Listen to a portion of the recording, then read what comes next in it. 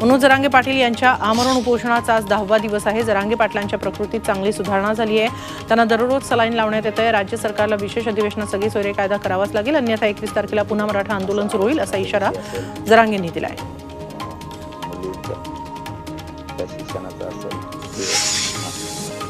आरक्षणासंदर्भात छत्रपती उदयनराजेंनी एक मोठं विधान केलंय। आर्थिक निकषावरच आरक्षण द्या अशी मागणी उदयनराजेंनी केली। आरक्षणासाठी कुठल्याही जाती धर्मात भेदभाव करू नका। आरक्षण फक्त बॅकवर्ड क्लासलाच लागू न करता आर्थिक निकषावर आरक्षण लागू करा असं उदयनराजेंनी म्हटलंय। कायद्याच्या चौकटीत टिकणारं आरक्षण कसं देणार? मराठा आरक्षणाबाबत सरकार अपवादात्मक परिस्थिती कशी सिद्ध करणार? संभाजीराजे छत्रपतींनी राज्य सरकारला हे सवाल केलेत। दिल्लीमधील शिवजयंतीच्या कार्यक्रमानंतर ते पत्रकारांशी बोलत होते।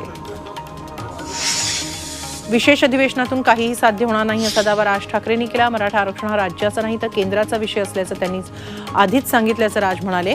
तर राज ठाकरे मराठा आरक्षण विरोधी का बोलतायत याचा एक दिवस उलगडा होईल असं जरांगेंनी म्हटलंय। तसंच राज समर्थक मराठा तरुणांनी याचा विचार करण्याचं आवाहनही त्यांनी केलं।